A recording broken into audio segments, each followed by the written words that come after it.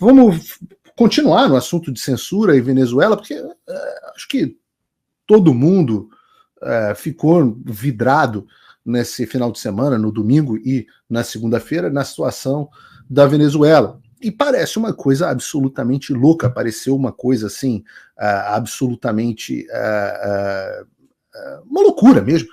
Mas eu acho que para nós que somos brasileiros, não deveria ser tão loucura. E eu conto para vocês que eu vivo numa história, lá vou eu contar a história, mas eu digo para vocês que eu vivo numa cidade, aqui na Flórida, que se chama Weston. Weston é a mesma cidade que o Constantino vive, pelo menos até está se mudando, mas vivia agora aqui em Weston. É uma cidade maravilhosa, muito bonita, foi feita pela incorporadora da Disney, então é tudo muito bonitinho aqui, tal, bem um subúrbio americano de casinhas.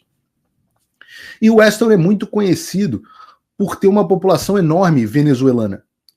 E tanto que algumas pessoas chamam de Westonzuela, de tantos venezuelanos que tem aqui. Acho que as duas cidades aqui da região que tem mais venezuelanos são Weston e Doral. E é engraçado, aqui em Weston, 20% de uma cidade que tem uns 80 mil habitantes, aproximadamente, ou seja, bastante gente, é composta de venezuelanos. Né? A cidade é uma cidade de muitos venezuelanos. E, em geral, pessoas aqui com boas condições financeiras. O Weston é uma cidade relativamente cara para os padrões dos Estados Unidos e até para os padrões do sul da Flórida. Então, basicamente, o que tem aqui são venezuelanos, e hoje 5% da cidade são de brasileiros já, tá? A gente tem até loja de produtos do Brasil aqui, mas basicamente são pessoas que saíram da Venezuela para os Estados Unidos. Então, imigraram para cá. Então, até tem um grupo de pessoas aqui que é interessante, que tem um conflito entre eles, que tem algumas pessoas que vieram para cá porque roubaram tanto dinheiro na Venezuela, durante o governo Chávez e Maduro, que fizeram uma segunda residência aqui. Isso também é bem parecido com o Brasil, também tem muita gente que encheu a burra de dinheiro com corrupção no Brasil e comprou apartamento lá, Miami, Key Biscayne, tem muito disso aqui também. Mas, de um modo geral, são pessoas fugindo do regime venezuelano, a classe média alta venezuelana que saiu do país. Então, domingo aqui, eram muitas bandeiras os carros com adesivo e etc., buzinaço, em relação à Venezuela. E eu fui ao mercado num determinado momento e vi um carro com a bandeira da Venezuela. E era uma senhora de uns 45, 50 anos, e eu parei para conversar com ela. E perguntei, poxa, e aí, né? Tô acompanhando as eleições de vocês estão animados? E ela estava extremamente animada. Falou, olha, acho que agora nós vamos retirar o Maduro do poder, ninguém aguenta mais, a situação, eu não conheço mais um venezuelano que apoia o Maduro, até teve isso no passado, mas hoje é só a camada que é beneficiada por ele direto, ele vai perder com 70% dos votos. E eu olhei para ela, eu já tinha ouvido esse discurso antes, né? A gente vai ganhar com 70% dos votos. Onde foi que eu ouvi isso antes? Opa, desculpe interromper o seu vídeo, mas desde 2022 eu continuo com as contas bloqueadas e o passaporte cancelado pelo Xandão. Se você aprecia o meu trabalho e tudo que eu faço pela liberdade de expressão, tem um lugar onde você pode se tornar meu apoiador com uma pequena quantia por mês. Acesse www.paulofigueiredoshow.com e torne-se meu apoiador, e aí você vai receber conteúdos exclusivos e desconto nos meus cursos. Ou então, você pode se tornar meu patrono Gold e passar a me pautar, tem reuniões comigo, você entra para o meu grupo de WhatsApp, que eu uso sempre, o link para tudo isso está aí na descrição. Eu virei para ela e falei assim, eu não estava muito animado, né? Eu olhei para ela e falei assim, mas você não tem medo do Maduro roubar as eleições? E ela falou assim, não, ele vai tentar roubar, mas a gente está de olho, vai ter gente em tudo que é lugar, etc, etc. E eu olhei para ela e falei assim, poxa, né, eu não sou especialista em eleição da Venezuela, mas poxa, depois do que a gente viveu no Brasil em 2022, ou mesmo o que vivemos nos Estados Unidos em 2020, não tinha como eu estar lá muito animado, né? Não tinha como eu estar, caramba, eu acho que o Maduro não vai roubar, ele não tem os meios, etc, etc. Eu digo que nós brasileiros, né, talvez estivéssemos mais vacinados. Não tem muito tempo que não tinha eleição na Venezuela, e eu acho que nós já estávamos vacinados com a ideia de que ter eleição ou não é isso que garante a democracia. E não tem como não reparar que as notícias do Brasil e da Venezuela são muito parecidas. Então, eu posso ler algumas notícias para vocês e vocês me respondam quem foi que disse. Aqui no chat, eu tenho aqui um retorno do chat aqui embaixo, então vocês me digam, e quando vocês me virem olhando assim para baixo, é porque eu estou olhando aqui o chat, tá? Por exemplo, alguém acabou de comentar aqui, Maduro tem as Forças Armadas na mão. Eu falo, vamos chegar nesse ponto. Né? Mas, por exemplo, quem foi que disse nosso sistema eleitoral é totalmente seguro? É um exemplo para os outros países. Essa frase é de Alexandre de Moraes ou é de Nicolás Maduro? Decidam. É dos dois, né? Aspas literais, o nosso sistema tem altíssimo nível de segurança e nossas eleições foram legítimas. Quem disse isso? Foi Nicolás Maduro ou foi Alexandre de Moraes em novembro de 2022? Né? Onde foi que o candidato da esquerda venceu a eleição com 51% dos votos? Né? Ou então, que tal essa? Autoridades abrem investigação contra candidato de oposição por fraude eleitoral. Essa notícia é do Brasil ou é da Venezuela? Afinal, quem no Brasil, né, no STF, no Brasil, por exemplo, o STF não só acusou a oposição, né, como o Alexandre multou em 22 milhões. Na Venezuela, no Brasil foi o Ministério Público, na Venezuela foi o Ministério, na Venezuela foi o Ministério Público, no Brasil foi o Supremo Tribunal Federal, mas é a mesma coisa. Aliás, o Ministério Público do Brasil também foi em cima, por exemplo, da Jovem Pan. Lembrem disso? Quem é o arqui-inimigo do Elon Musk? É o Alexandre de Moraes ou é o Nicolás Maduro? Aliás, essa eu tenho que ser honesto aqui, que o Alexandre de Moraes usou uma... O Alexandre de Moraes foi um pouco menos ridículo do que o Maduro na forma como ele se colocou. Os dois consideram o Elon Musk o arqui-inimigo, mas o Maduro foi muito ridículo, vale até a pena a gente colocar aqui o vídeo, Bruno. Virtual que la controla, nuestro nuevo archienemigo, el célebre Elon Musk, que desesperado da la cara y él quisiera venirse con sus cohetes y con un ejército a invadir Venezuela. Archienemigo. Não, essa parte eu quero de novo. Elon Musk, que desesperado da la cara y él quisiera venirse con sus cohetes y con un ejército a invadir Venezuela. Elon Musk, menos mal que diste la cara, porque sabíamos que tú estabas detrás de todo, Elon Musk, con tu plata. Eu confesso que nem os caras da Globo News foram tão ridículos. Lembrem que teve gente na Globo News dizendo que o Elon Musk estava por trás da articulação da direita internacional. Essa frase dita pelo Maduro foi dita quase que literalmente pela Globo News. A parte é que ninguém teve a coragem de ser tão ridículo a ponto de dizer que o Elon Musk ia invadir o Brasil com o seu exército e os seus foguetes. Mas toda essa parte da articulação internacional, isso foi dito igualzinho pela esquerda. Com tu satélite, pretende ele controlar o mundo. Já controla a Argentina, Elon Musk. Va por el litio de ustedes, pueblo argentino. Ya controla Ecuador. Es la representación de la ideología fascista en el mundo. El poder econômico respaldando a ideologia fascista de extrema direita. Ideologia fascista de extrema direita. Vocês ouviram já esse termo em algum lugar, não? Ideologia fascista de extrema direita? E agora, então, lo tenemos como archienemigo de la paz de Venezuela. Hoy sacó un ex. ¿Ustedes no lo vieron? Da vergüenza. Lo voy a decir porque da vergüenza. É o Elon Musk que tem que ficar envergonhado. Un Twitter, que llamábamos antes, con unas imágenes de una gente llevándose unas cosas, unas cajas.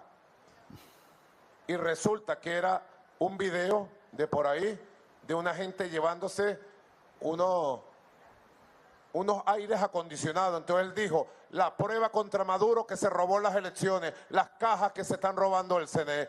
Elon Musk, estás desesperado, te fuiste de boca, Elon Musk, contrólate, que te van a llevar al fracaso, igual que esta derecha llevó al fracaso a todos los políticos estadounidenses. Elon Musk, quien se mete conmigo se seca, quien se mete con Venezuela se seca. Elon Musk, ¿quieres pelear? Ó, Elon Musk está se cagando agora da Venezuela.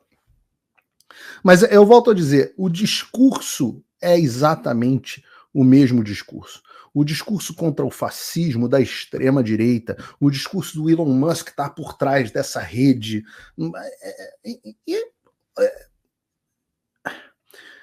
A revolta com Elon Musk é pelo motivo que todos nós já sabemos. Por que o Elon Musk se tornou um arqui-inimigo tanto do Maduro quanto do Alexandre de Moraes ou do Barroso e de quem quer que seja do próprio Lula? Porque o X resolveu romper o acordo que existia desde as eleições americanas de 2020 de censura. Então nós tivemos a oportunidade, por exemplo, em casos recentes, né, tanto no caso do atentado ao Donald Trump, quanto agora nas eleições da Venezuela, de ver o que está acontecendo. E a gente está vendo que o bicho está pegando na Venezuela. A população, graças ao X, né, a população tá puta nas calças. Né? Parece que, sei lá, eles foram, não sei se soa familiar para vocês no Brasil, né, para a gente no Brasil, que parece que a população foi às ruas protestar e cometeu até atos de vandalismo. Bota o vídeo aí, Pedro.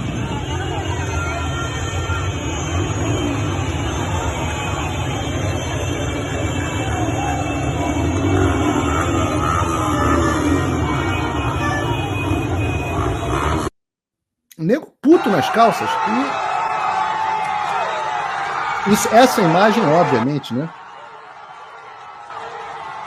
lembra muito a queda da estátua do Saddam Hussein no Iraque e aí a estátua do Chávez, mas a gente não tem como crer que o povo venezuelano tenha meios de efetivamente derrubar o governo Maduro. Não há meios, mas há uma revolta popular. E é claro que você tem que fazer uma semelhança disso que está acontecendo com o 8 de janeiro ou o 6 de janeiro. Não é uma mera coincidência. Porque a pergunta, a reflexão honesta que deveria estar acontecendo nos jornais, e o Ministério Público ficou muito revoltado quando eu disse na Jovem Pan, apesar de eu ter condenado e ter chamado as pessoas do 8 de janeiro de estúpidas na forma como elas estavam caindo numa armadilha, né, que obviamente se mostrou realidade depois, eu simplesmente tive a felicidade de saber que era uma armadilha antes, por acompanhar a política americana, mas o Ministério Público ficou revoltado com o fato de eu ter dito que eu compreendi a revolta daquelas pessoas. E eu convido você que está me assistindo honestamente a se manifestar no chat, nos comentários, como deveria reagir a população de um país diante de um roubo flagrante das suas eleições e com total, depois de perder completamente a confiança nas suas instituições. Respondam honestamente, como deve reagir uma população diante de uma situação dessa? É para ficar parado? É para sentar em casa e choramingar? Ou é para ir para as ruas protestar? E às vezes os protestos até saem do controle e chegam ao estado que a gente viu aqui de vandalismo. E eu publiquei, por exemplo, no meu X, está lá, falando do X, é por isso, de novo, por isso que é o arqui-inimigo do Alexandre e do Maduro, né? O arqui-inimigo dos ditadores, o arqui-inimigo do Xi Jinping, que também baniu o X na China, ou do Kim Jong-il, que baniu na Coreia do Norte. Mas eu publiquei no meu X uma pesquisa que mostrou que o percentual de venezuelanos que desconfiam do seu sistema eleitoral é praticamente idêntico ao percentual de brasileiros que desconfiam do seu processo eleitoral. ali na faixa dos 30 e poucos, 40% da população do Brasil não confiam no seu sistema, pesquisa da Atlas Intel, e a mesma coisa, o número parecido da população venezuelana. O grau de pessoas que confiam e aprovam o trabalho do Supremo Tribunal Federal no Brasil hoje está chegando abaixo dos 2 dígitos.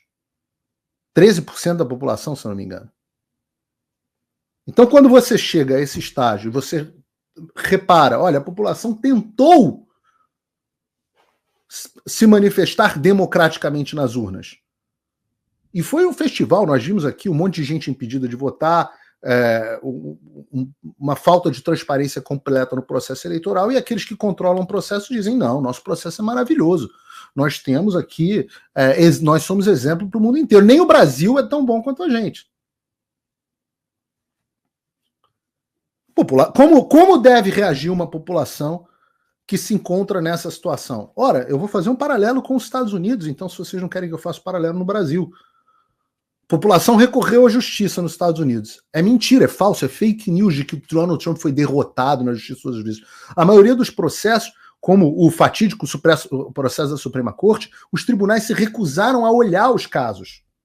Então você tinha uma população que, graças às redes sociais, se fosse antes das redes sociais, na época que o Alexandre dizia que eram os tempos áureos, ninguém ia ter visto o que estava acontecendo na Pensilvânia, ninguém tinha visto o que tinha acontecido em Fulton County, ninguém tinha visto o que estava acontecendo no Arizona, ninguém tinha visto as imagens das caixas sendo colocadas, o 2000 News não tinha saído, ninguém tinha visto o que tinha acontecido antes das eras das redes sociais. A imprensa tinha determinado que o ganhador era o Biden, e ninguém, que estava, aliás, em um ótimo estado mental, como sabemos, né, não estava nada senil. Então, antes da internet, todo mundo ia acreditar que estava tudo uma maravilha. Mas depois da internet, você tem uma massa da população que nós estamos falando de dezenas ou talvez uma centena de milhão de pessoas.